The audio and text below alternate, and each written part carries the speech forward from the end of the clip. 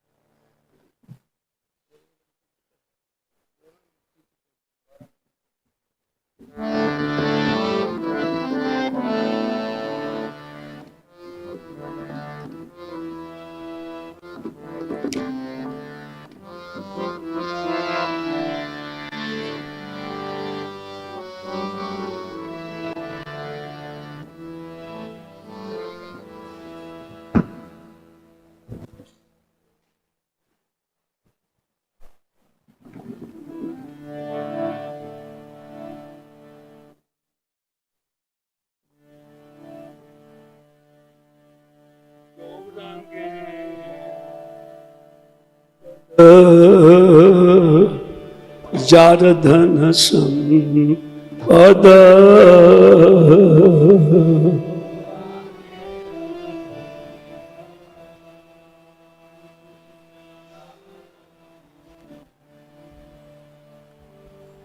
से जाने भक्ति रस सारा से जाने भक्ति रस सारा से जाने भक्ति रस सारा से जाने भक्ति रस सारा श्री गौरांगेर मधुर लीला जार कर्ण प्रवेशिला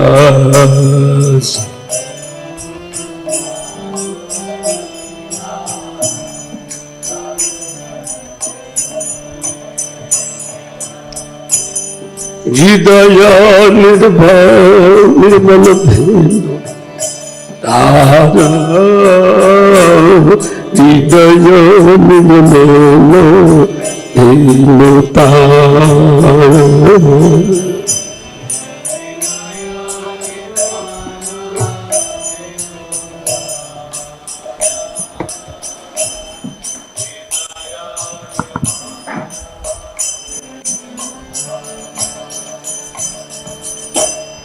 যে গৌরাঙ্গের নাম তার হইব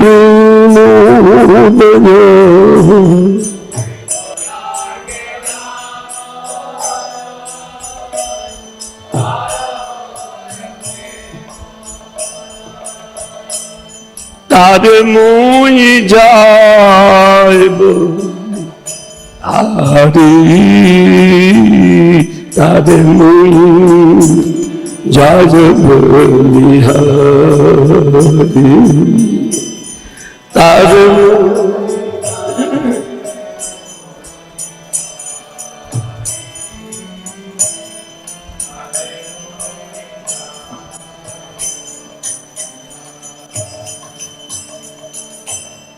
गौरांगेर गुणेते जुने नित्य लीला तारे स्फुरे गौरांगे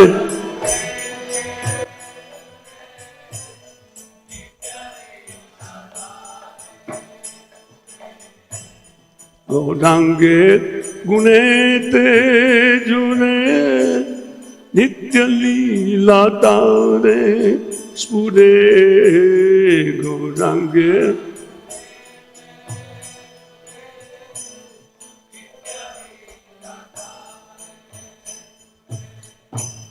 से जनो भगति अधिकारी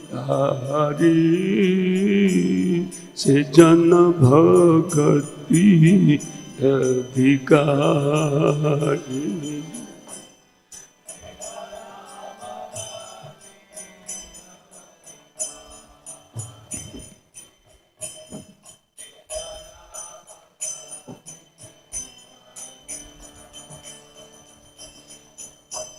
गौरांगेर संगी गणे नित्य सीत परिमाने गौरांगे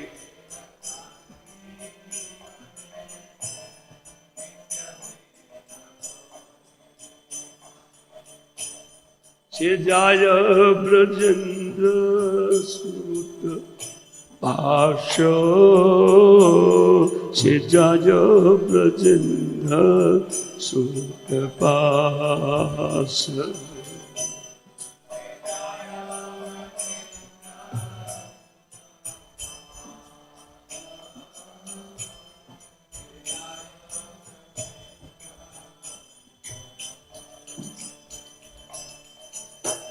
श्री गौरा मंडल भूमि ये बाजान चिंतामणि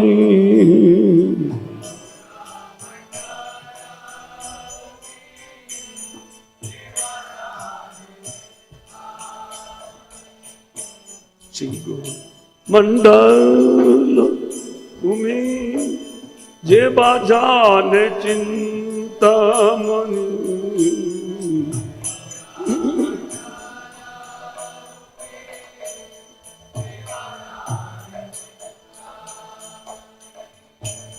तार होय ब्रज भूमि आस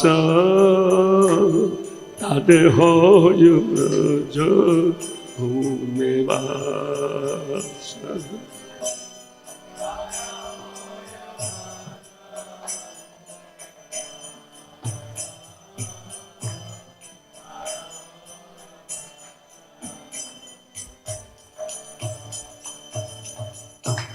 गौर प्रेम रसानुवे सिर गिजे बाण गौर प्रेम रसानुवे सिर से राधा माधव अंतरंग से राधा माधव अंतरंग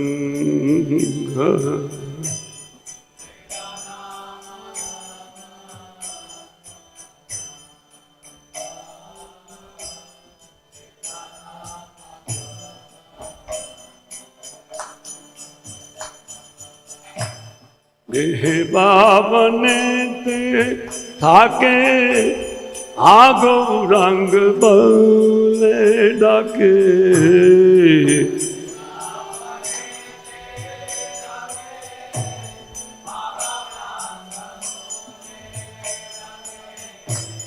देह बावने ते थाके आगो रंग बले डाके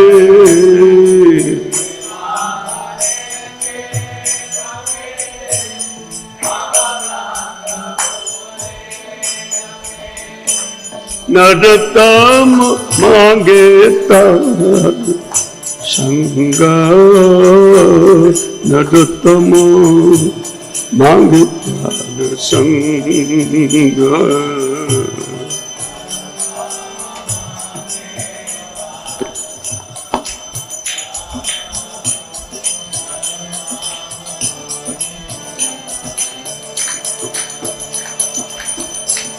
গৌরাঙ্গে দুটি পদে যার ধ্যান সম্পদ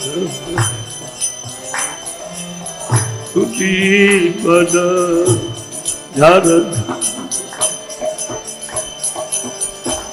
সে জানে ভগতি রস সারা সে জানে ভগতি रस सार से जाने भग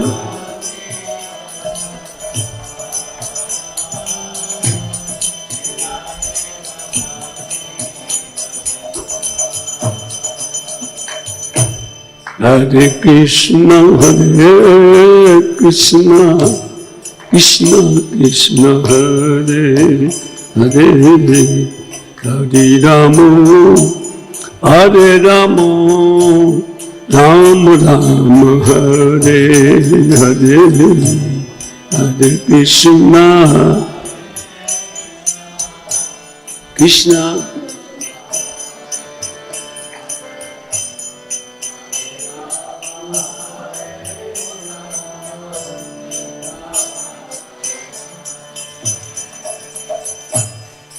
हरे कृष्ण हरे कृष्ण कृष्ण कृष्ण हरे हरे हरे राम राम राम हरे हरे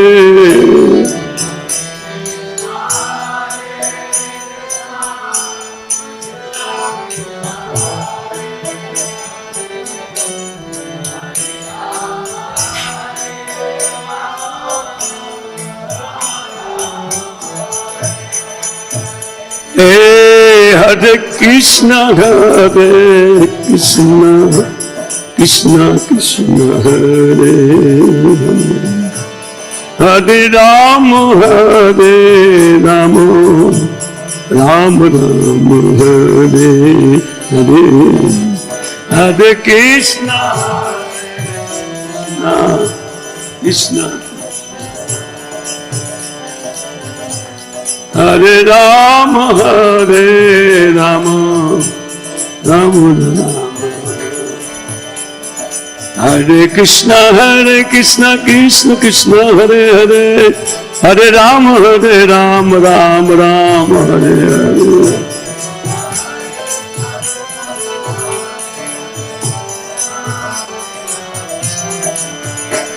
हरे हरे कृष्ण कृष्ण कृष्ण हरे हरे हरे राम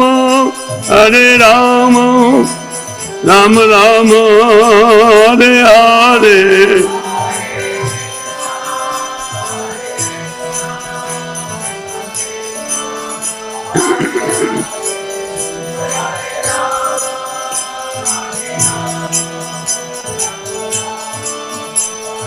निताय गौर हरिबो हरिबो हरिबो हरिबो निताय गौर हरि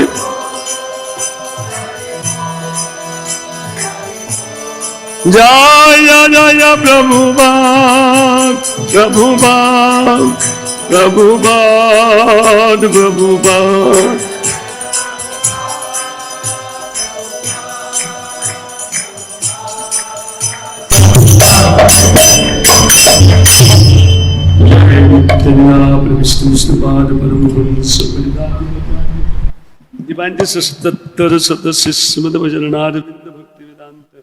स्वामी श्रील प्रभुपाद महाराज की जय।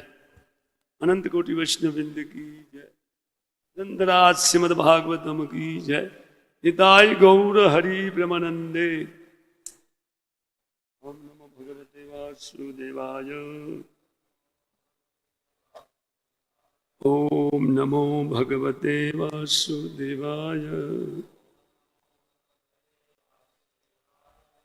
ओम नमो भगवते वासुदेवाय।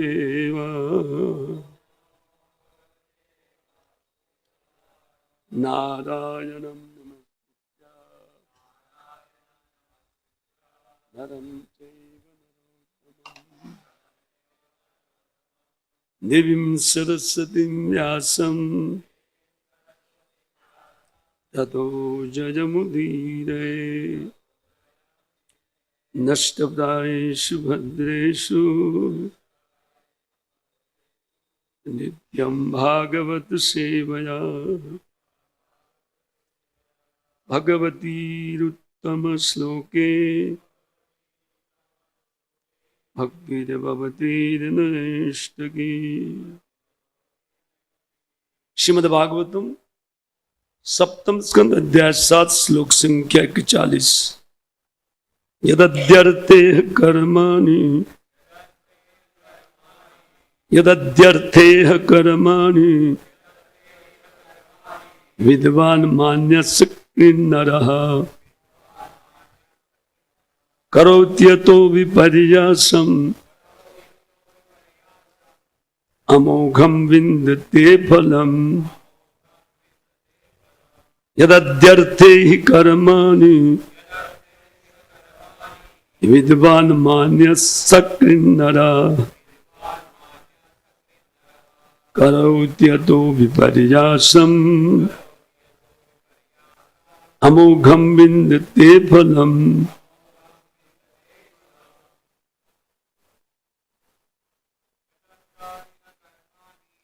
यदद्यर्थे कर्माणि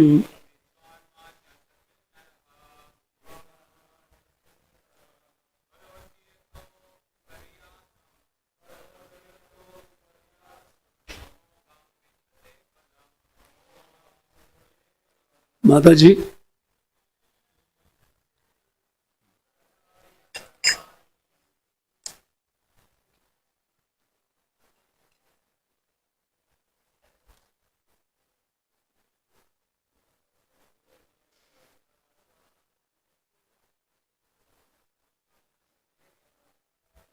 या जिस अध्यर्थ उद्देश्य यह इस संसार में कर्माणि कर्मों को विद्वान मान्य अपने को विद्वान समझने वाले असकृत बार बार नरः मनुष्य करोति करता है यथा निश्चय ही विन्दते विपर्यासं विपरीत अमोघ निश्चित विन्दते पाता है फलम फल को। तो श्री प्रहलाद महाराज अपने इस उपदेश में उन असुर बालकों के माध्यम से हम लोग को ये उपदेश करते हैं इस 41 नंबर श्लोक में कि व्यक्ति इस संसार में जिस उद्देश्य को लेकर के कर्म करते हैं और बारंबार करते हैं, भले ही अपने आप को बड़ा विद्वान या पंडित समझे, लेकिन कहते हैं कि सुनिश्चित उनको अपने कर्मों का विपरीत फल मिलता है, निश्चित मिलता है। अमज्ञानतिमिरन्धस्य ज्ञानाञ्जनशलाकया चक्षुरुन्मीलितं येन तस्मै श्रीगुरुवे नमः। श्रीचैतन्यमनोभीष्टं स्थापितं येन भूतले सोऽयं रूपकदा मह्यं ददाति स्वपदान्तिकं। वन्देऽहं श्रीगुरौ श्रीयुतपदकमलं श्रीगुरुर्नवैष्णवं।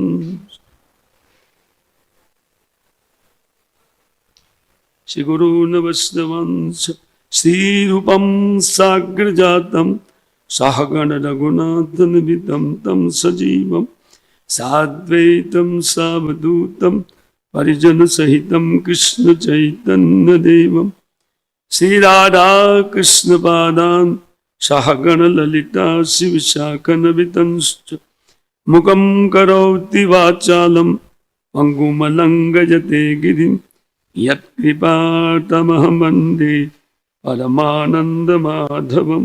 श्री गुरुनलिनतारिणं श्री चैतन्य ईश्वरं जयतं सुरतपङ्गौरमम मन्दमतिर्गति मत्सरवत्सवदाम्भोजो श्रीराधामदनमोहनो वाञ्छाकल्पतरुभ्यश्च कृपा सिन्धुभ्यैव च पतितानां पावनेभ्यो वैष्णवेभ्यो नमो नमः। जय श्री कृष्ण चैतन्य प्रभु नित्यानंद श्री अद्वैत गदाधर शिवासादि श्री गौर भक्त वृंद। हरे कृष्णा कृष्णा कृष्णा हरे हरे, हरे राम राम राम हरे हरे।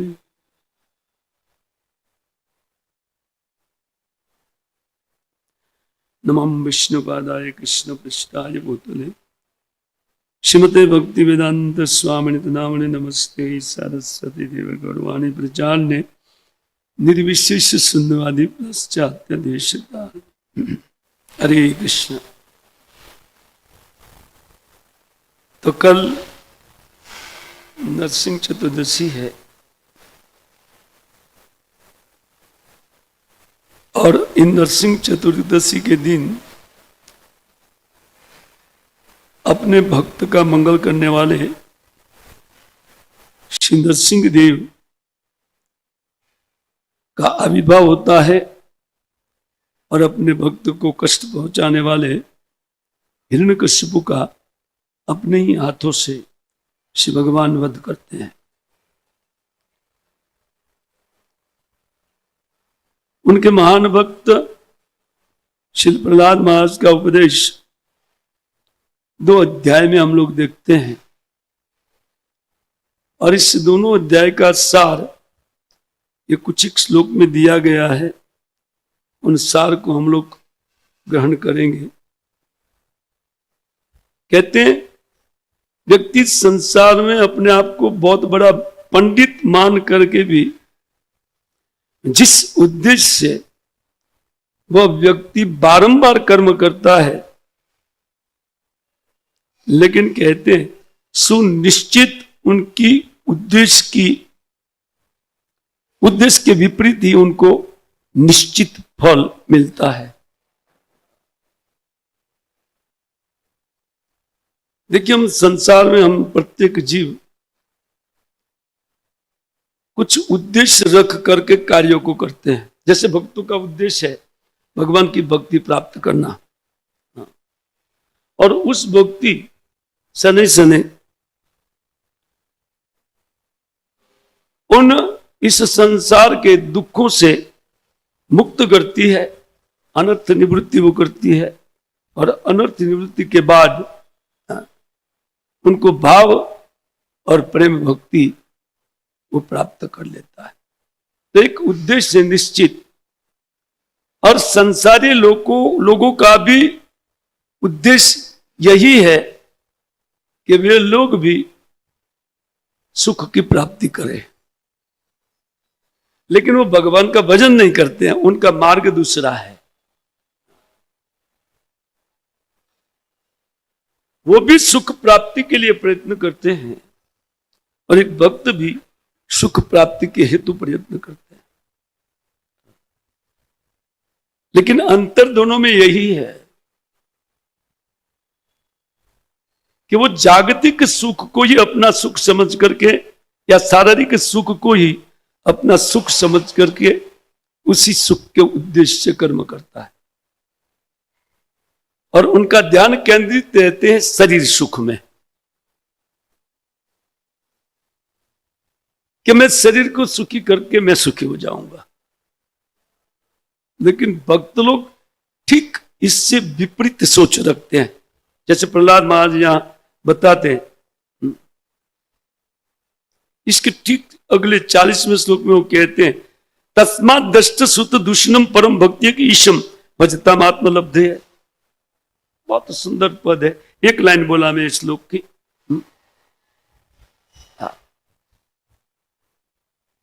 वो इसमें कहते हैं कि जिस भगवान का भक्त लोग भजन करते हैं उस भगवान में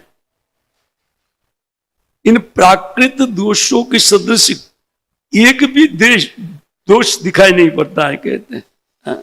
न कभी भगवान में दोष को सुना गया है और न कभी उनको देखा जाता है। ऐसे भगवान का उन परम प्रेम युक्त हो करके एकांतिक हो करके भगवान का भजन करना चाहिए। क्यों? तो कहते हैं भजताम आत्मलब्धे, इसलिए भजन करना चाहिए कि व्यक्ति अपने स्वरूप की उपलब्धि करे। ये अन्यथा स्वरूप होने के कारण हम लोग दुखी होते हैं। श्री प्रहलाद महाराज अपने 2 अध्याय के जो सार है उन सार को हमारे सामने रखते हैं। अच्छा, क्या उद्देश्य से? बोले सुखाय दुखाय मोक्षाय, सुखाय दुख मोक्षाय संकल्प ही कर्मणि। किसी भी कार्य में व्यक्ति को संकल्प पूर्वक काम करना पड़ता है, संकल्प लेकर के। प्राकृत हो अप्राकृत हो भक्ति हो, संकल्प चाहिए। किस संकल्प से सब जीव कार्य करते हैं? बोले सुखाय, सुख के लिए, दुख मोक्षाय, दुख को दूर करने के लिए।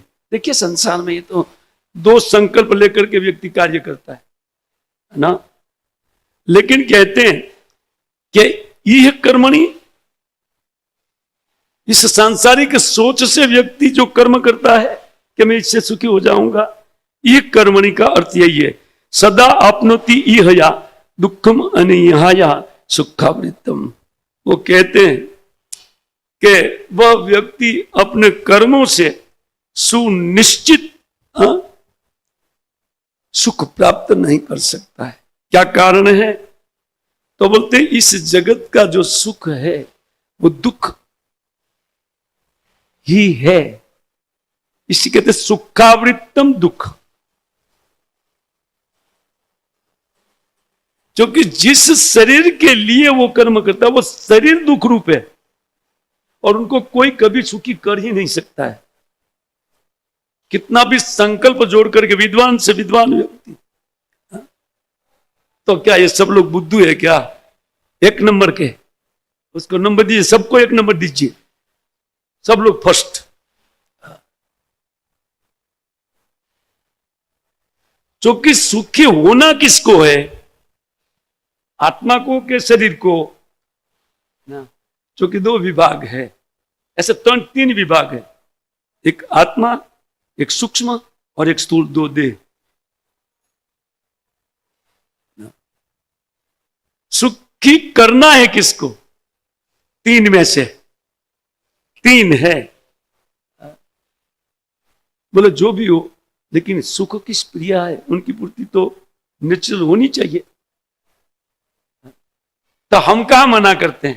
प्रहलाद महाराज बोलते हैं आप कीजिए ना, लेकिन जो दुख रूप शरीर है उनको आप सुख में परिवर्तित करना चाहते हैं, वो कभी नहीं होगा। इसी बात को कहते हैं कि इसीलिए सदा आपनो इहया दुखम अनिहाया। बहुत सुंदर बात बोलते हैं, कहते हैं कि वो जब तक सुख की इच्छा नहीं करता है ना तब तक ही सुखी रहता है। हाँ, जैसे सुख की इच्छा से कर्म किया नहीं कि उनको दुख मिला नहीं। बहुत सुंदर उपदेश है।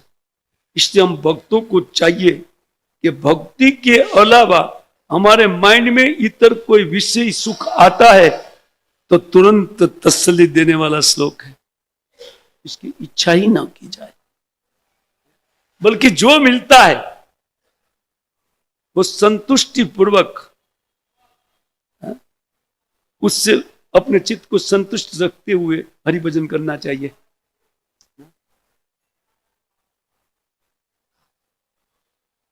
वो कहते कामान कामयते काम्यन यदत्तम, यही पुरुष जिस शरीर को सुखी करने की कामना से जीव जो कर्म करता है यदर्थे, इन शरीर के अर्थ में जो कार्य करता है वो पुरुष ये समझता नहीं है। क्या सवै देहस्तु पारिक्यो,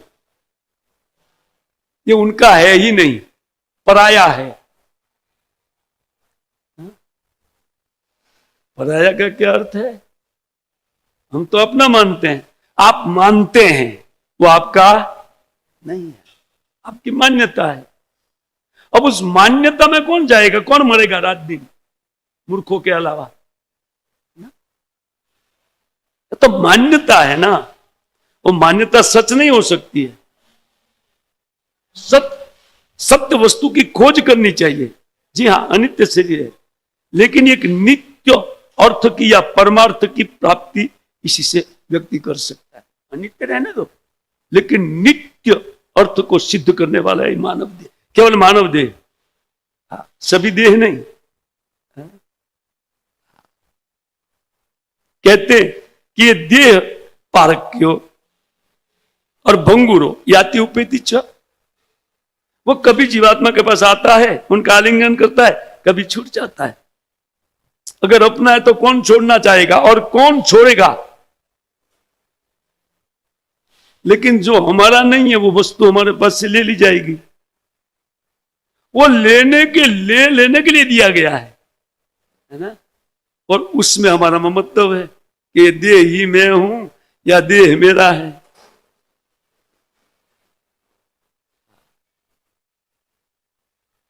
भक्त लोग विवेकी है, इससे ज्यादा देह के फेरे में नहीं रहते हैं। उसको जैसे तैसे 2-3 बार नहला करके, एक आध बार खिला करके काम चला लेते हैं, ताकि कभी बीमारी ना आए, भविष्य में वो हमको पटक ना दे।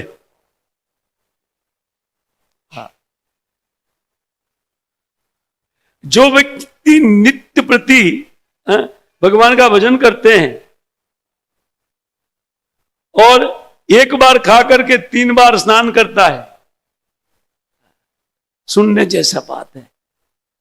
और जो एकादशी इत्यादि व्रत रखता है और समय पर तीर्थों में स्नान करता है, उनके पास के रोग और वृद्धावस्था उसी प्रकार उनके पास से भाग जाते हैं जैसे गरुड़ के आने पर सर्प भागता है। ये ब्रह्म वैवर्त पुराण में लिखा है, मैं श्लोक दिखा सकता हूं आपको। इसलिए भक्त लोग देह के फेरे में नहीं रहते हैं, वो केवल भजन के फेर में रहते हैं। भजन कैसे बढ़े, इसी के फेर में भक्त लोग रहते हैं। और भक्तों को चाहिए कि इसकी बात दोबारा ऐसा शरीर नहीं मिलना चाहिए जिनको ट्रांसफर करना पड़े, परमानेंट शरीर। प्रहलाद महाराज आगे बालकों को बोलेंगे, इसी आज ही मैं लूंगा इस पाठ को, इससे जल्दी जल्दी निकलता हूं, व्याख्या बहुत है इनकी। तो कहते हैं पारक्यो कैसे है, दूर पराये का कैसे है, इसके कितने ग्राहक है ये पहले देखिए, कितने ग्राहक है।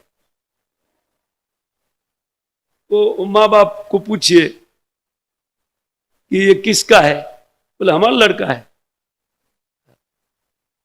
और पत्नी बोलती है अरे बिल्कुल यज्ञ के साथ विवाह किया है, हमारा पति है।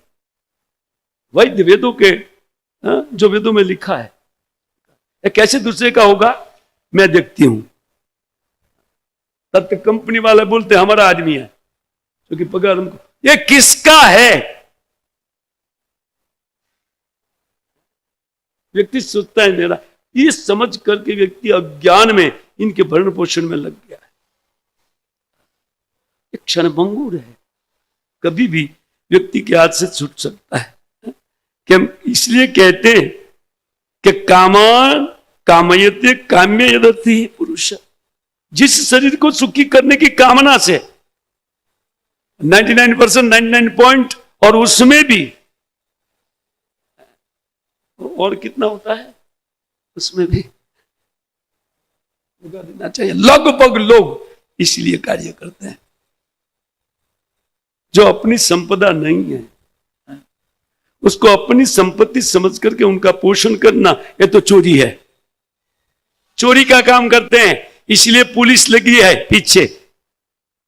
ये सब चोरी का कर्म चल रहा है।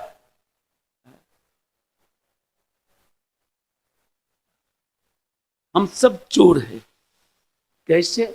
भगवान की संपत्ति चुरा करके स्वयं हम सुखी होना चाहते हैं, वो शक्य नहीं है।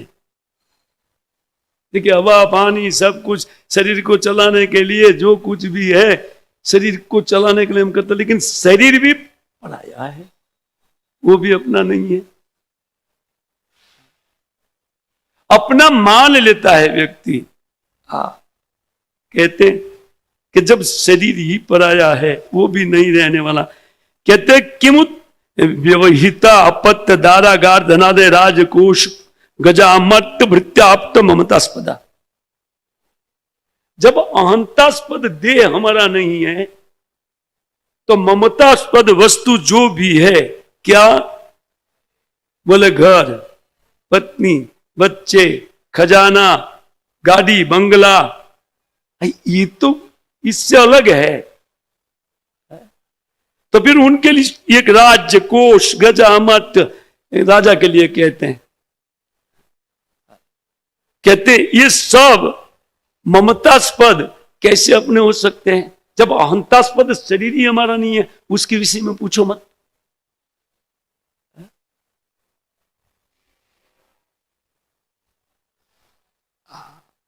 इसलिए बहुत बहुत विचारपूर्वक व्यक्ति को कर्म करना चाहिए। कहते निरूपिताम ही स्वार्थ कियान देवृत असुरा। यह असुर, संबोधन असुर है, क्योंकि हमारी एक परंपरा कुल की है कि देहकारी ही भरण पोषण करती आ रही है। हम ऐसे कुल में पैदा हुए, प्रहलाद महाराज कहते, इसी के हे असुरा कियान देहवृतो, इस देह का भरण कहते निरूप्यतम स्वार्थ कियान। आप जरा सोचिए, इस देह भरण करके, देह का पोषण करके हम लोग क्या प्राप्त करते हैं? क्षणिक सुख के अलावा कुछ प्राप्त करते हैं?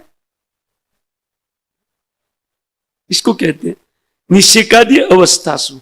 जैसे कोई व्यक्ति स्त्री संग करता है, तो एक क्षण का सुख, और इनका दुख बहुत लंबा है। प्रत्यक्ष उनको देखा पड़ता है, दिखाई पड़ता है। एक आचार्य अर्थ करते, दो अर्थ होता है निशिका अवस्था, कहते निशिकादि अवस्था सुख। कितना सुख और दुख कितना लंबा चौड़ा। इसके लिए घर रखो, सब कुछ रखो, और तिस पर भी वो शीघ्रातिशीघ्र, उनको ज्यादा आस्वादन करने वाला व्यक्ति शीघ्रातिशीघ्र अपने शरीर का नाश करता है, अपनी बुद्धि का नाश करता है। उनके दिमाग में कभी भी ये भक्ति की प्रवृत्ति जा नहीं सकती है। इसलिए भक्त लोग ब्रह्मचारी लाइफ पसंद की है, ब्रह्मचारी बस, माथा पच्ची नहीं, एक ही हिसाब किताब है बस। भजन के अलावा ओ सोते टाइम तक भजन करना है, उठ करके भी क्या करना है? भजन, और कोई व्यवसाय ही नहीं। क्यों? क्योंकि वस्तु तो भगवत भजन से जितना सुख मिलता है न तथा विंदेत। कहते हैं कि उन शारीरिक इंद्रिय सुख जो हम लाभ करते हैं, उनमें क्या सुख है? कुछ नहीं, दुखी है। न तथा विंदेत मुकुंद चरणाम्बुजम। भगवान के चरणारविंद से जो सुख मिलता है इंद्रिय तृप्ति में, वो सुख है नहीं, वो तो केवल दुख है। इसलिए कहते हैं निशिकादि अवस्था का दूसरा अर्थ यह है, जब से जीवात्मा पिता के वीर्य के ऊपर चढ़ करके माता के उदर में उनको स्थापित किया जाता है, उस काल से जब शरीर बनता है, तब से देख लीजिए इन्होंने क्या सुख दिया है।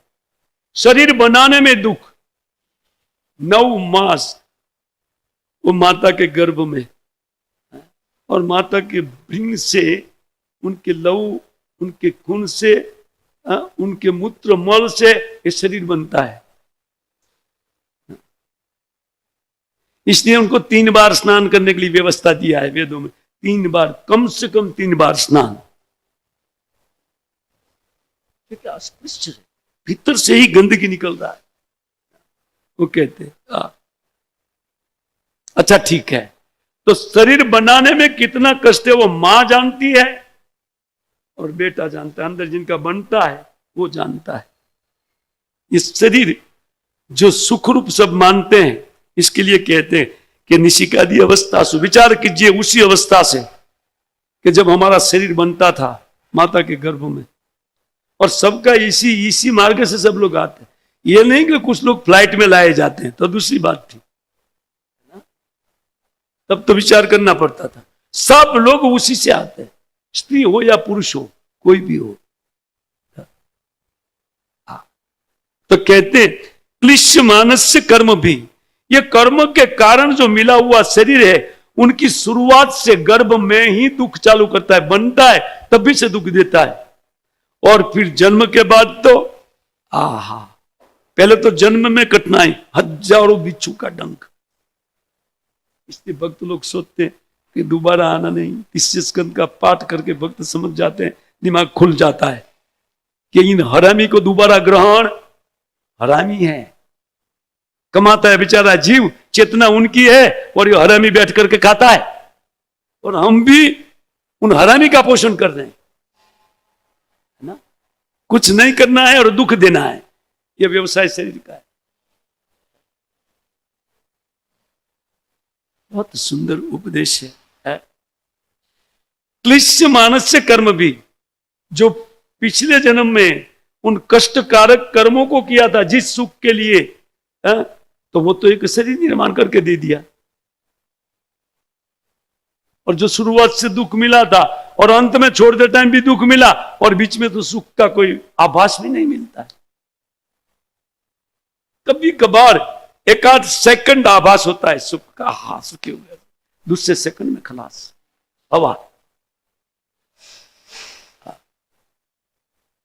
हमारे गुजराती कवि, बहुत भक्त कवि दासी धीरो, उसको दासी, वो अपने को स्त्री समझते थे, वो भगवान की प्रिया समझते थे, सौराष्ट्र के संत। वो एक पद लिखे, गाओ थोड़ा, सुंदर भक्त है, गुजराती में समझाऊंगा। संसार धुमारा ना बाच का, हाथ में आवे नहीं काय, रंग पतंग नो उड़ी जैसे जम आकड़ो ने थोर, माटे हेते हरी रस पीजिए। बोले मनुष्य शरीर जब तक है तब प्रेम पूर्वक भगवान के रस का पान करना चाहिए। कथा कीर्तन, उन अर्चन वंदन इत्यादि, ये रस का पान कीजिए बोलते हैं, बाकी इसमें कोई सार नहीं है। संसार में जो लोग सुख पकड़ना चाहते हैं वो धुएं में मुट्ठी मार करके धुएं को पकड़ने के बाद धुआं हाथ में आता है, हाथ में आता है धुआं। इसी प्रकार मुट्ठी मार मार करके बड़ी बड़ी कंपनियां छोड़ करके चले गए, मुट्ठी मारते हुए, और अब भी आएगा और बड़ा कंपनी करूंगा। न तो तुमको मिलेगा और न तो तुम्हारे बेटे बाद में आएंगे उनको मिलेगा। मिलने वाला है तब मिले ना, ये तो हवा में मुट्ठी मारना है, धुएं में मुट्ठी मारना। मटे कठन चोट जे कालनी ने मरण, मुटेरो छे मार। कईक राजा ने कईक राजिया, छोड़ी चाल्या छे संसार, हेते हरी रस पीजिए। बोले आप मेहनत कर रहे हैं, बड़े बड़े राजा, पूरी पृथ्वी के राजा चले गए, और बड़े राजा छोटे राजिया, छोटे छोटे राजा को राजिया बोलते, फालतू, है ना। बड़े राजा गए, छोटे राजा गए, सबको उस मेहमान का आतिथ्य करना पड़ेगा, नहीं चाहते हुए। क्या? मरण रूपी मेहमान, और उसकी ऐसी चौथ है, सब कुछ छीन लेगा। मेरा मेरा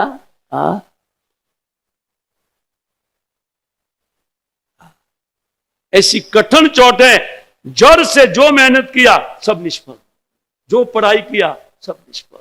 जाओ बैठो। है? अगर आदमी हुआ तो दोबारा करने का चांस है, पढ़ाई बढ़ाई। गधा हो गया तो हो गया मंगल। क्यों बोलते चांसेस है। आज भले ही बोले नहीं, आज तो सम्मान मिलता है ना, अमुक डिग्री है, यह है वह है, इसलिए भक्त लोग भी डिग्री दिखा करके प्रचार करते हैं, PhD अमुक अमुक भक्त, है ना।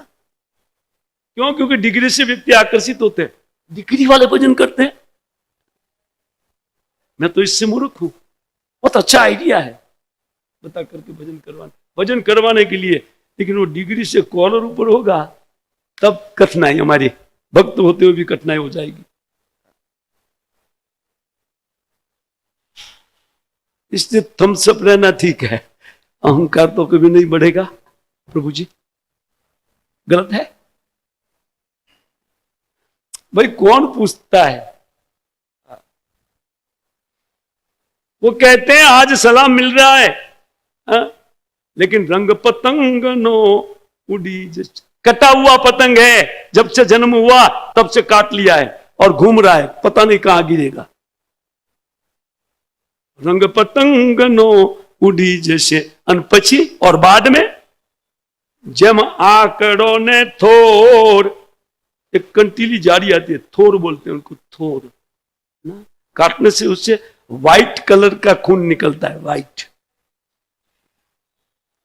और एक आंख है, आंख जो जिनका फूल शिव जी को चढ़ता है, वो कहीं अनेक जगह में भरे पड़े, कोई सलाम नहीं करता है। एक जन्म में सलाम लेने के लिए इस फेरे में फिर आंकड़ा और फिर थोर बन जाओ। सोचना चाहिए व्यक्ति को। क्लिश्य मानस कर्म भी, ये कर्म के कारण मिला है और क्लेश देने के लिए मिला है। क्लिश्य मानस, ये क्लिश्यमान है। हाँ कहते कर्मते आरभते देहि देहि नाम अनुवर्ति नाम, और कर्म विस्तनुते देहम उभयम तो अविवेकता।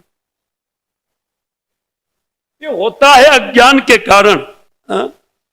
व्यक्ति के चित्त में, सूक्ष्म देह में इच्छा होती है, और इच्छा पूर्ति के लिए स्थूल देह से वो कुछ कार्य करता है। लेकिन कहते हैं कि कभी सूक्ष्म देह संतुष्ट होने वाला नहीं है, और स्थूल देह कभी रहने वाला। इसलिए कर्म से शरीर और शरीर से कर्म, यही परंपरा चालू है, एक के बाद दूसरा, तीसरा, चौथा। इन शरीर के लिए कर्म करते हैं, फिर उन कर्म के लिए एक शरीर होता है। उभयत, दोनों, देहानाम अनुवर्तिना, उनके पीछे चलने वाला कर्म एक दूसरा देह देगा जो कर्मों से मिला है। इससे कोई भी भौतिक कर्म कभी भी जीव को सुख प्रदान कर नहीं सकता है। हाँ, इसलिए कहते हैं तस्माद अर्थाच कामाच धर्माच यदपाश्रया। इसलिए धर्म, अर्थ, काम, मोक्ष जो कुछ भी है, वो कहते यद अपास्या, वो जिनके अंडर में है। भजताम अनिहाया आत्मानम इह हरिम ईश्वर। उसके असुर बालको, उन सबके नियंता और सबका दुख हरण करने वाले उन भगवान का व्यक्ति को भजन करना सीखना चाहिए। ये सार है, क्योंकि ये उपसंगार करते हुए श्लोकों को बोला गया है।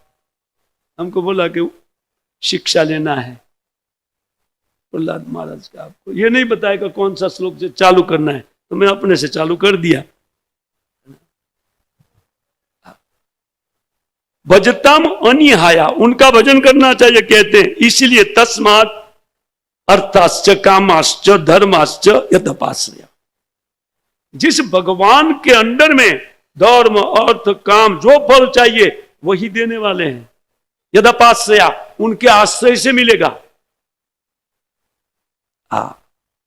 कहते भजताम, उनका भजन का, लेकिन कैसे? अनिहाया, न इहया, निष्काम भाव से भजन करना चाहिए। यद्यपि भक्ति करने वालों को वो ईश्वर उनके प्राकृत और अप्राकृत समस्त दुखों को दूर करते हैं। अप्राकृत दुख क्या है? मुक्ति। प्राकृत दुख क्या है? भोग की लालसा। हाँ, इन दोनों दुख से हरि ईश्वर इस माने में लिखा है कि नहीं करने से काम चलने वाला है, तब तक मरना पड़ेगा। जब तक भजन नहीं करते हैं तब तक मरना पड़ेगा। मरो या करो, ईश्वर नियंता। नहीं करना तो बढ़िया से मरो, आनंद से मरो, चलेगा नहीं। सर्वेशा में भी भूतानम हरि आत्म ईश्वर। अब भगवान का क्यों सबको भजन करना चाहिए? केवल असुरों को नहीं, सबको। इस बात को बताने के लिए श्लोक के अवतारना सर्वेशा में भी भूतानाम, सब जीवों के लिए हरि ही आत्म ईश्वर। वो हरि ही उनकी आत्मा है। ये जब शरीर में है तब तक जीव सांस ले सकता है। इसलिए भगवान प्रत्येक शरीर में उनको सांस दिलाने के लिए साथ में रहते हैं। उन्हें तो बेचारा सांस भी नहीं ले पाएगा, क्योंकि स्वरूप विहीन व्यक्ति क्या कर पाएगा? प्रेत, जिनको अपने स्वरूप की उपलब्धि नहीं है। स्थूल शरीर भी पेट प्रेत के समान है। वो प्रेत लगा हुआ है अहंता और ममता का। और प्रेत जैसे कभी सुख का सांस नहीं लेता है, ये भी सुख का सांस नहीं लेने देगा शरीर। अहंता और ममता, कभी वो सुखी हो नहीं पाएगा। लेकिन कहते उन आत्मेश्वर होने के कारण सबके प्रिय है श्री भगवान। इसे कहते भूतेर महद्वीर स्वकृत कीर्तनाम जीव संगीत। इसे कहते देवता हो, दानव हो, मानव हो, कीट पतंग पशु कुछ भी हो, उन सब का शरीर भगवान ने रचना किया है। कैसे? बोले भूतेर महद्वीर, उन 5 महाभूतों से सब जीवों को भगवान ने स्वकृते, अपने उनके लिए भगवान ने कार्य किया है। अपने से भगवान ने सबको शरीर दिया है। कीर्तनाम जीव संगीतम। अब जीव संज्ञा को प्राप्त हो करके कार्य करने वाले देवताओं, असुरों, मानवों, दानवों, कोई भी हो, उन सबका शरीर भगवान के द्वारा रचित है। देवो असुरो मनुष्यो वा यक्षो गंधर्वच्च। अगले श्लोक में यही बात बोलते हैं। भजन मुकुंद चरणम स्वस्तिमान स्याद यथा वयम।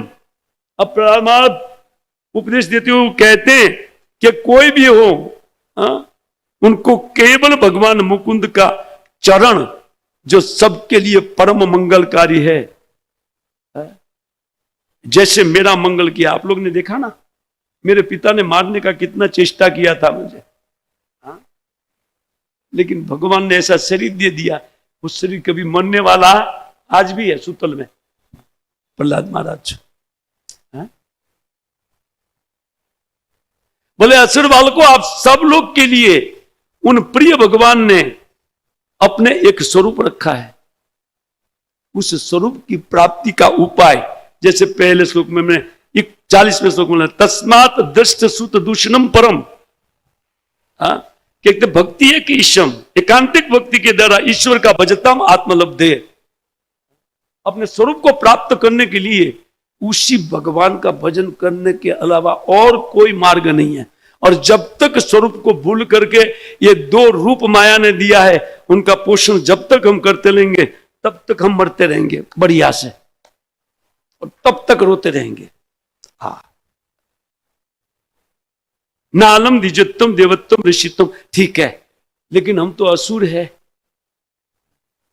हम कैसे भगवान का भजन करते? बोले नहीं, भगवान को प्रेम करने के लिए कोई देवता हो, असुर हो, कोई ऋषि हो, कोई भी हो, प्रीणाय मुकुंदस्य न वृत्तम न बहुज्ञता।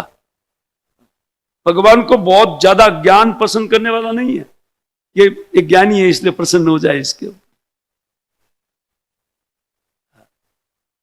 कोई भी किसी भी प्रकार का कोई योग्यता जरूरत नहीं है, एक मात्र योग्यता की आवश्यकता है, और वो यही है कि मैं भगवान का हूं। हमारे मन भगवान को समर्पण करे कि आज से हमारा मन जो कहेगा वो मैं नहीं करूंगा।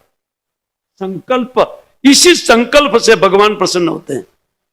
एकमात्र संकल्प कि मैं केवल भगवान के भजन के बिना रात दिन दूसरा कुछ नहीं करूंगा। और दूसरे किसी में प्रीति हो जाए, ये नश्वर शरीर में, स्थूल शरीर और सूक्ष्म शरीर, जो एक दिन उनका भी नाश हो जाएगा, लेकिन वो भगवत भजन करके उनका नाश कर पाएंगे। अन्यथा हम अपने से उसका नाश नहीं कर सकते, और तब तक हमको अपनी स्वरूपभूत अनुभूति नहीं होगी, अपने स्वरूप की प्राप्ति हम नहीं कर सकते। इससे कहते हैं उन बहुगीता कहते हैं इत्यादि, उनको कहा न दानम न तप नैज्या सोचम व्रतानि च, बहुत बार सुना है।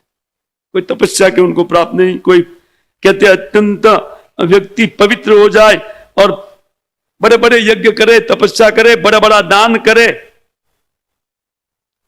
इससे भगवान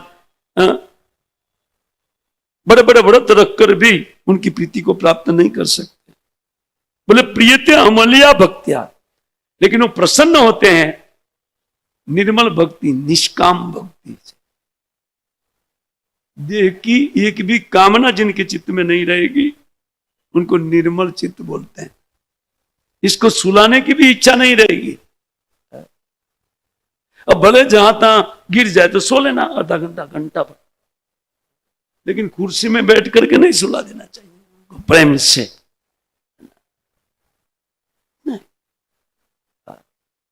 ये कार्य बुद्धिमान व्यक्ति का नहीं है। कहते प्रीति अमल या भक्तिया, निर्मल भक्ति से भगवान विनती, वो प्रसन्न होते हैं जीव के ऊपर। हरिर अन्यद विडम्बनम, इसके अलावा जो कुछ भी संसार की योग्यता है एक विडंबना है, उससे कभी सलता नहीं पाएंगे हम लोग। उसका फल आएगा उन विडंबना का, वो माया के रूप में आएगा, आप समझ ही नहीं पाएंगे। सुख के लिए किया था तो दुख आया, विडंबना।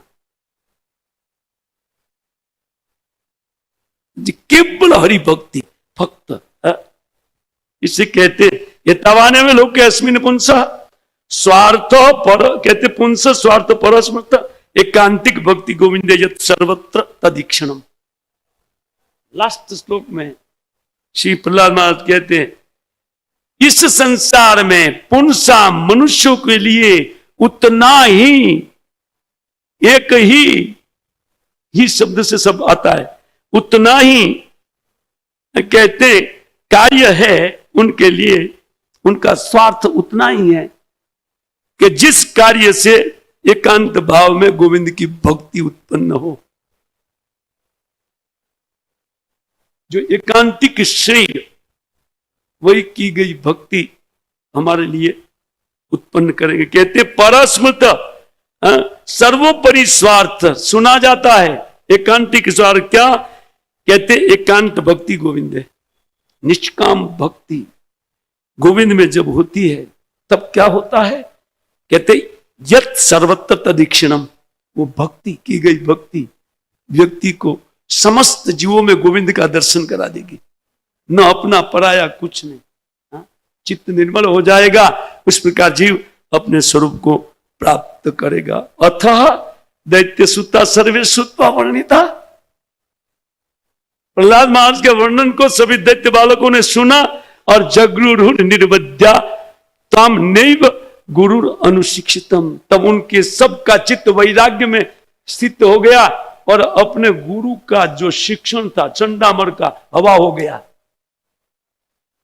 चित्त से गायब, है ना। तब क्या? अतः आचार्य सुतस्तेषाम बुद्धि एकांति नाम। आचार्यों ने देख लिया, कल मेरा क्लास है ना, इसलिए मैं थोड़ा ले जा रहा हूं, क्योंकि वहीं शुरू करूंगा और फिर वध करा कर छोड़ेंगे। आचार्यों ने देखा, कहते बुद्धि में एकांत संस्थिताम, ये सब बालकों की बुद्धि अभी पहला जैसी बिगड़ गई है ना। एक दिन हम लोग आगे पीछे हुए, इधर सत्यानाश हो गया, मंगल हो गया नहीं बोलते, वो लोग उल्टी बुद्धि वाले हैं ना, असुर। अतः कहते आलक्ष्य भीत स्तरित राज्ञा आवेद्य यथा, तो जैसा घटना हुआ था कि हम लोग गृह काम में थोड़ा व्यग्र रह गए और ये आपके बालक ने सबको प्रीचिंग कर दिया। और कैसा प्रीचिंग किया, सब लोग हरे कृष्ण बोल रहे हैं और कुछ बात ही नहीं कर रहे। ये आपके पुत्र ने दैत्य बालकों को बिगाड़ दिया। ये क्या है? हमारी पूरी स्कूल को बिगाड़ करके रख दिया। श्रुत्वा तद प्रियम दैत्य दुःसम, कहते हैं कि तनयानम, कहते उन बालक की उन प्रवृत्ति को जो उनके लिए अत्यंत दूसर थी, क्योंकि विष्णु का शत्रु था और सबको विष्णु का भक्त बना दिया। तद अप्रियम, उस अप्रिय बात को सुन करके कोपा आवेश चलत गात्र, उनका समस्त गात्र क्रोध के कारण वो कांपने लगा। उनका पूरा शरीर नहीं, प्रत्येक गात्र हिलने लगा। इतना क्रोधाविष्ट होगा। पुत्रम हंतुम मनोदधे, उन्होंने निर्धार कर लिया मन में, इसको मारूंगा, देखता हूं कैसे नहीं मरता, है ना। अपने मृत्यु का भय चला गया। क्रोध के कारण अज्ञान उत्पन्न होता है, चित्त में अज्ञान पकड़ लेता है। उन्होंने पहले विचार किया था इसी हिरण्यकशिपु ने कि शायद इनका विरोध करने से मेरा मृत्यु हो जाएगा। नहीं भी हो सकता है, क्योंकि ब्रह्मा का वरदान याद आने पर उन्होंने बोले लिखवा लिया सब कुछ, रात में नहीं, दिन में नहीं, यह नहीं, वह नहीं, सब लिखवा लिया है। लेकिन हो भी सकता है, शंका थी, क्योंकि मरण धर्मा जीव को हमेशा शंका रहती है और असुर के चित्त में हमेशा ज्यादा शंका थी। भक्तों को मरने का डर, बोले मर करके भी जाएंगे तो यहां आएंगे ना, यहां आएंगे तो भक्त परिवार में आएंगे, क्या दिक्कत है, भक्ति करते हुए मरे हैं। उनको कोई भय नहीं था। भय उनको होता है जिनके पास मस्त मोटा बैंक बैलेंस है, जिनका 4-5 लड़का है और बहू ये आगे पीछे घूमती है सास के, उनको डर है। ब्रह्मचारी को न तो बच्चा है, न घर है, न कुछ नहीं है, क्या डर है, छूट जाएगा। हरे कृष्णा कृष्णा कृष्णा हरे हरे, हरे राम राम राम। क्या डर है उनको, कुछ डर नहीं। ये अत्यंत क्रोध सहन नहीं कर सका, तब तक क्षिप्तवा परुषया वाचा नहीं। हाँ, परिषद प्रहलादस तदर्हणम, कहते आहे इक्षमान पापे ने तिरस्चे न चक्षुषा। इतना वो क्रोधित हो गया, उनका अंग कांपने लगा और तिरछी दृष्टि से वो प्रहलाद को देखने लगे। अब भी बताता हूं, अब भी नालायक, अब भी बताता हूं। उनके लिए प्रहलाद नालायक था, लेकिन हम सबको लिए परम लायक। उनका एक एक आचरण सीखने योग्य, इतने लायक है। समस्त जीवों के, मनुष्यों के नहीं, समस्त जीवों के ये उपकारी है। हाँ, जब भी प्राणी को मनुष्य देह मिलेगा, भागवतम रहेगा। और प्रहलाद महाराज का उपदेश प्रहलाद महाराज चालू करेंगे, जैसे अध्ययन करेंगे, सब जीवों के सुचित भगवान की तरह एक भक्त हो जाता है।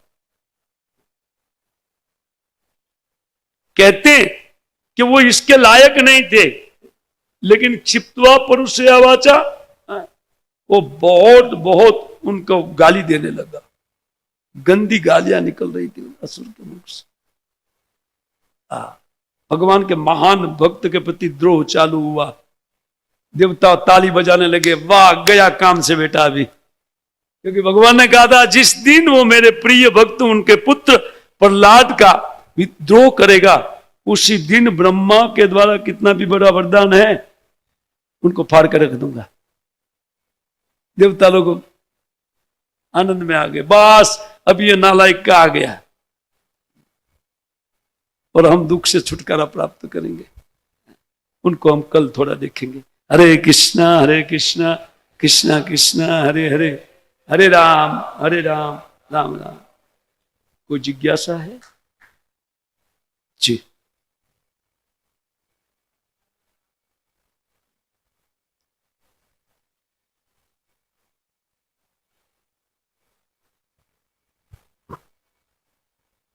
हरे कृष्णा प्रभु जी, दंडवत प्रणाम। प्रभु जी आपने बताया था तीन शरीर के हैं, एक है स्थूल, एक है सूक्ष्म और एक है आत्मा। तो स्थूल एंड सूक्ष्म आपने बताया, लेकिन ये तीन जो आत्मा है, आत्मा का जो शरीर है, तो व्हाट इज द डिफरेंस उसमें से? अंतर क्या है? आत्मा और सूक्ष्म शरीर में अंतर क्या है? आत्मा और सूक्ष्म शरीर में बहुत सूक्ष्म अंतर है, लेकिन वो अंतर 4 प्रकार से है। एक, इसमें अहंकार का मिश्रण हो गया है। अहंकार, आत्मा में अहंकार का मिश्रण कर दिया प्रकृति ने। हाँ, वो क्यों हुआ उनको भी बताऊंगा। अच्छा, इसमें मिश्रित बुद्धि है और सूक्ष्मता से, और उसमें मिश्रित एक मन है। तो मन, बुद्धि, अहंकार, और ये दूषित चेतना, जो जिनकी चेतना दूषित हुई, ऐसा जीव जो अपने स्वरूप को इन दूषण के कारण भूल गया, अपने स्वरूप को वो बिल्कुल भूल गया, और ये 2 वस्तु को अपना शरीर मानने के लिए बाद, ये अहंकार मन में जब पैदा होता है, क्यों हुआ? भगवान से अपने आप को सेपरेट होने के कारण अहंकार। हम भगवान से सेपरेट नहीं है, स्वतंत्र नहीं है, हम भगवान के औलाद है। भगवान ने अपने सुख के लिए हमारा उत्पत्ति किया, बेटा तुम भजन करो, और तुम्हारे चित्त में मेरे प्रति जो प्रेम उत्पन्न होगा ना, उस प्रेम का मैं भोग करूंगा। ये हमारा स्वरूपगत आनंद है। जब भगवान उस प्रेम का भोग करते हैं तो रिफ्लेक्स होकर के भगवान से ज्यादा जीव को आनंद मिलता है उनकी सेवा से। यह है दोनों का आध्यात्मिक स्वरूप। इन स्वरूप हम लोग भूल गए हैं, और हम किसी का साधन होते हुए भी अपने आप को स्वतंत्र सोच करके भोग करने की इच्छा किया है। इस सूक्ष्म शरीर में इच्छा उत्पन्न होती है, मैं भोग करूंगा। ये 4 प्रकार का है। ठीक है जी। तो जी, हम शुद्ध भक्ति का मार्ग का श्रवण करके भक्ति में आते हैं, लेकिन जब शुद्ध भक्ति के मार्ग का जब आचरण करते हैं, तब जो भजन साधन है उसमें जब रुचि नहीं आता है, तो फिर भक्त सोचता है कि अपराधों की वजह से या से रुचि नहीं आता, तो भक्त सोचता है कि मैं इस तरह से मैं अलग कर्म कर, इसमें जैसे भगवान भगवत गीता में अलग अलग स्टेजेस बताते 12 अध्याय, तो वो सोचता है कि मैं इस तरह से मैं गुरु को और भगवान को प्रसन्न करूंगा। तो फिर वो करते करते उसको भजन में साधन में रुचि आ सकती है क्या? फिर क्योंकि वो रुचि नहीं है इसलिए ये करना चाहता है वो, तो उसने क्या करना चाहिए? देखिए, सबसे पहले गुरु तत्व क्या है उनको समझना पड़ेगा। गुरु माने जिनकी बहुत भारी महिमा है। भगवान की महिमा से भी गुरु की महिमा है ना, उतनी भगवान की महिमा नहीं है, क्योंकि सबके चित्त में भगवान रहते हुए भी भगवान इन जीवों के उन संसार वृक्ष का एक पत्ता भी नहीं उखाड़ सकता है। लेकिन उनको जब गुरु मिलते हैं तो व्यक्ति तुरंत भगवत साधन में लग जाता है, और पत्ता क्या, पूरे संसार वृक्ष को उखाड़ करके फेंक देते गुरु। वो परम करुणामयी गुरु ध्यान रहे और ध्यान से श्रवण करे। इस बात को प्रश्न बहुत सुंदर है, उनका उत्तर बहुत सूक्ष्म है। वह गुरु कभी भी अपने शिष्य को एक धन ला करके देने से प्रसन्न नहीं हो सकते हैं, क्योंकि कभी भी ये विचार गुरु के चित्त में नहीं होता है कि वो कुछ भौतिक वस्तु ला करके देगा, इससे मैं प्रसन्न हो जाऊंगा। कुछ लोग धन दे देते हैं कि धन दे करके और गुरु जी प्रसन्न हो जाते, ठीक है बहुत अच्छा है, आपका धन लगे भगवान में, वो सोचते गुरु की सेवा हो गई। लेकिन गुरु कभी भी उनको इन प्रपंच के पचड़े में या दुखमय सांसारिक भोग में कभी पड़े रहने देंगे कुछ धन लेकर के? क्या बात है, समझ गए? स्पष्ट? और कोई जिज्ञासा?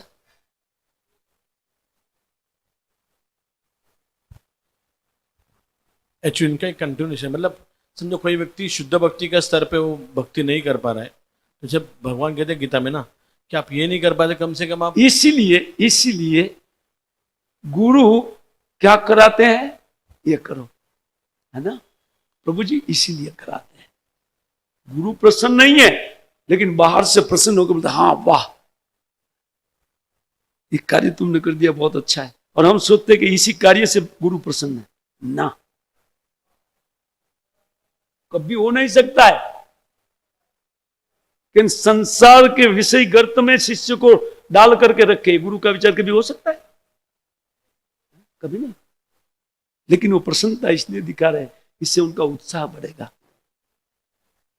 तो ये नहीं तो ये नहीं तो ये, भगवान ने दिया आइडिया इसलिए गुरु लगाते हैं उसको, ये नहीं तो ये नहीं तो ये नहीं तो ये।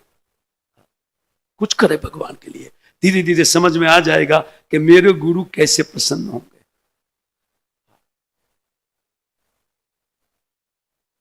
एक दिन इसी उद्देश्य से 6 महीना पूर्व मैंने मेरे महाराज के पास जा करके मैं रोया था।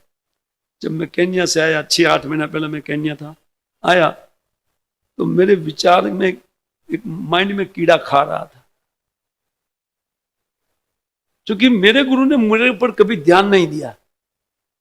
पूरा किस क्या करता है वो मुझे तो कभी नहीं पूछे, लेकिन दूसरों को भी वो कभी नहीं पूछे मेरे विषय में। मैं सोचा यार उनका ध्यान ही नहीं है हमारे प्रति, ये अप्रसन्न है, इससे अच्छा ये मैनेजमेंट करने वाले महाराज को प्रसन्न कर लिया। और मैं तो दोनों साइड से लटका। मैं गया महाराज के पास, वहां जो 2-3 लोग थे उनको मैंने कहा दशावतार प्रभु को इनको आप बाहर करिए, मेरा थोड़ा काम है, महाराज को मिलना है, पर्सनल मिलना है। तो वो बाहर किए दूसरे भक्तों को। फिर महाराज को मैंने बोला कि महाराज मैं आपको मेरे कार्यों से प्रसन्न नहीं कर पाया। नहीं, तो कौन बोलता है, किसने बताया तुमको? बोला नहीं महाराज किसी ने बताया नहीं, लेकिन मैं फील कर रहा हूं। तो क्यों फील कर रहे हैं? दोबारा पूछ, ऐसा फीलिंग क्यों आ रहा है तेरे चित्त में? बोला देखो आप सबके ऊपर प्रसन्नता से लगाते हैं। बोले मेरे गुरु महाराज का काम मैं कर रहा हूं, है ना।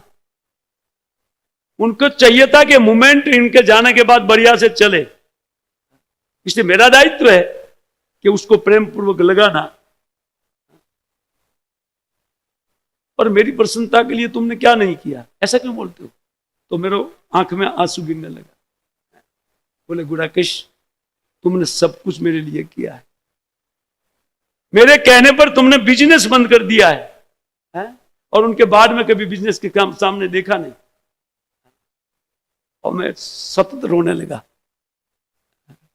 मैंने आपकी इच्छा के विरुद्ध मैं जो अपनी इच्छा से प्रचार किया, आपके अनुसार नहीं।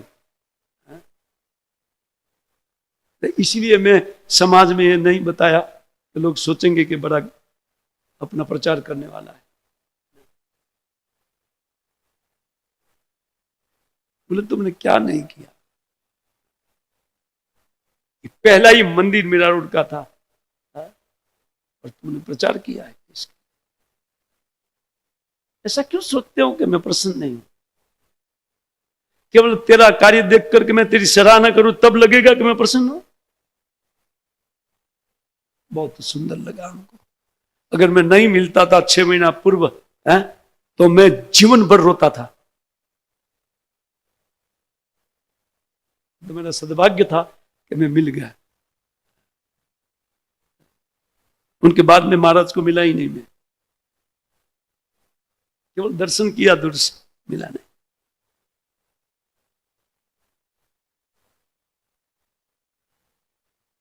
प्रसन्न कैसे होते हैं वो जानते हैं।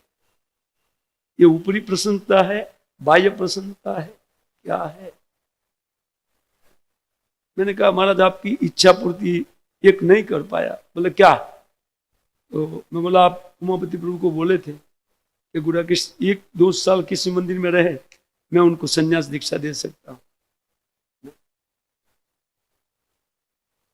तो मैं 1.5-2 साल रहा महाराज आपकी इच्छा पर। ये 6-7-8 साल पूर्व की बात थी। तो मैं घर नहीं गया, लेकिन मैं श्रीमद् भागवतम का श्लोकों का अध्ययन करता हूं ना, उस श्लोक ने मुझे दिखाया कि तुम बिल्कुल योग्य नहीं हो, तुम्हारा अहंकार बढ़ जाएगा। तो भागवतम तो दर्पण है ना, अपना मुख देख करके पता चलता है ना। वो भागवतम में हमने हमको दिखाया, गुड़ाकेश संन्यास मत कर, मर जाएगा तो अहंकार के कारण। एक तो तेरे पास इतना अहंकार है और वो बेकाबू हो जाएगा वो अहंकार ना। फिर मैंने महाराज को मिला भी नहीं, कुछ बात नहीं, इसी बात को 6 महीना पूर्व बताया। अब मैं आपकी इच्छा के अनुसार करना चाहता हूं। बोले क्या? मैं बोला आपकी इच्छा थी, आपने हमको तो नहीं बताया, मुझे तो आप कभी बात बताते ही नहीं है, लेकिन उमापति प्रभु ने मुझे बोला था। बोले नहीं, तू इतना जप कर रहा है, सब कुछ कर रहा है, क्या जरूरत है संन्यास? ने बोला नहीं महाराज, मैं लेना चाहता हूं। बोले मेरे हाथ में नहीं है, एक तो तू बूढ़ा हो गया, 6-7 साल तेरे हाथ में था और मुझे कोई मना नहीं करता था, और तेरा 71-72 साल हो गया है, मैं बोलेगा तो कि बूढ़े को संन्यास देगा?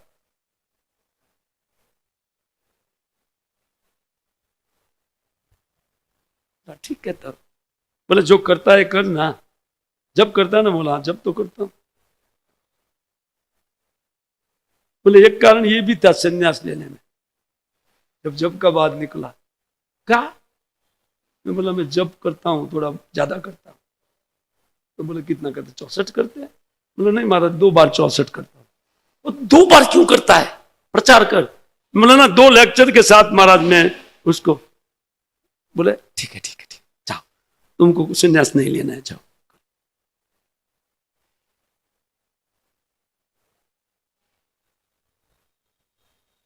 एक ब्रह्मचारी था जब इस बात कर रहा था, एक, लेकिन उनको मैं नहीं जानता हूं उनका नाम क्या है, क्योंकि वो नया ब्रह्मचारी था, नया सेवा में लगा हुआ था। वो कौन था मैं नहीं जानता हूं, लेकिन वो सुन रहा था हमारा वार्तालाप।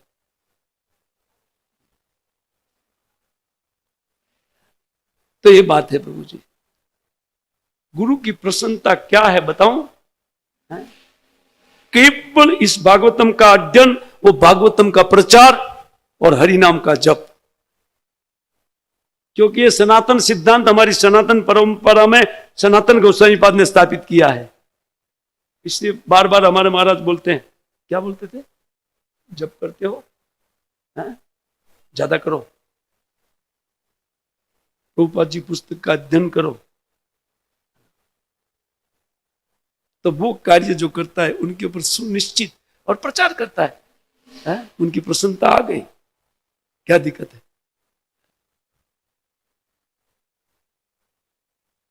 अगर मेरा अहंकार नहीं बढ़ा तो उनकी प्रसन्नता से थोड़ा बहुत तो मेरा सुधार कर पाऊंगा इसी जीवन में। इस आशा से मैं लगा हूं। हरे कृष्ण। ग्रंथराज श्रीमद् भागवतम की, श्रील प्रभुपाद की, निताई गौर हरि प्रेमानंदे।